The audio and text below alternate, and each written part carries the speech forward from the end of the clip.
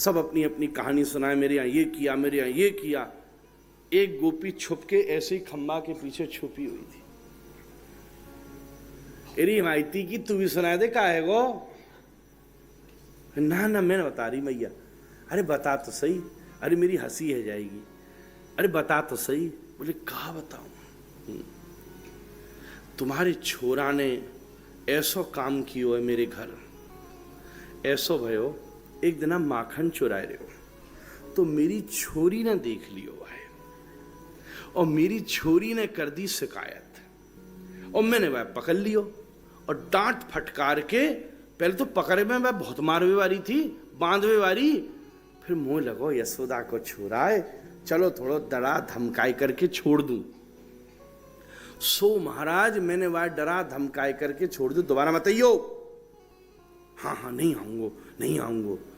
जैसे ही मैंने हाथ छोड़ो, वहां जाते में कमर को फेंटा खोर के रखो गले पे और मेरी छोरी कमर पे हाथ धर के घूर के देख के बोले डायरी की तो छोड़ूंगा ना एक दिन में। फिर कब है मैया ने पूछी, कहा बताऊं मैं। मेरी छोरी सीधी सादी बिल्कुल बछिया, बिल्कुल बछिया, सीधी सादी। फिर बेचारी सवेरे सवेरे उठी, घर के काम में मेरो सहयोग कियो वाने, चौका बनाए, सब कछु की। दोपहरी की भयंकर गर्मी पड़ रही। मोते बार बार कह रही मैया मुंह को नींद आई है, मेरे संग लेट जा, छोटी सी मेरी लाली। मुँह ऐसो काम मैंने वासो कही, तू ही लौट जा, तू पड़ जा, तू पौड़ जा। पहले ब्रज में दोपहर में सब सो जाती, आजकल तो बाजार ऐसे हो गए। मैं सच बता रहा हूँ, मेरी देखी वही बात है। 10-12 साल पहले तुम दोपहर में 2 बजे वृंदावन के किसी बाजार में चले जाओ, सन्नाटा, एक आदमी नहीं मिलेगा तुम्हें। हमने देखा है। अब तो रात के 2 बजे सन्नाटा नहीं है महाराज, कोई नहीं मिलता। वृंदावन की पुरानी परंपरा से तो ठाकुर जी सब सो जाते दोपहर में। पूरे वृंदावन में 2-3-4 बजे बाजार के अलावा कुछ हो भी नहीं सकता, कोई वृंदावन के ठाकुर का दर्शन नहीं होगा। दोपहर में ठाकुर जी सो जाओ, खाए पी के राजभोग पायो। ओहो, दाल भात तरकारी सवई माल सरकारी सब काम खत्म, सब महाराज।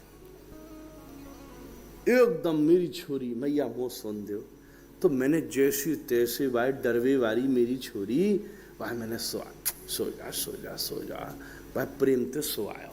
मैं लग गई काम में। डायरी को निप्यू तो तेरो छोरो आयो दोपहर में, पता ना कहां ते कौन ती खिड़की ते आयो और बहाने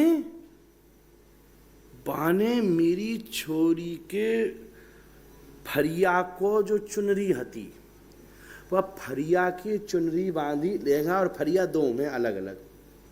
आजकल ये सब को न जाने, ब्रजवारी जानते, लहंगा अलग हो गए, फरिया अलग हो गए। वह फरिया को चुनरी बांधी, बिस्तर के पलंग के कोने में गांठ, और फरिया बंधता है और कान में जाके बोलो हवा।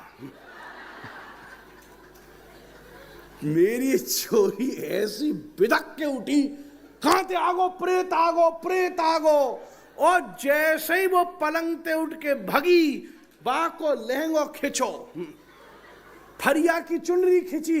अरे मैया मो प्रेत ने पकड़ लियो, प्रेत ने पकड़ लियो, प्रेत ने पकड़ लियो। मैं भगी भगी आई तो पलंग के पीछे ताली दे के मुंह पतो चलो प्रेत ना तेरो पूत आता। डायरी को हवा। ओहो मैया ऐसी जोर से हंसी महाराज,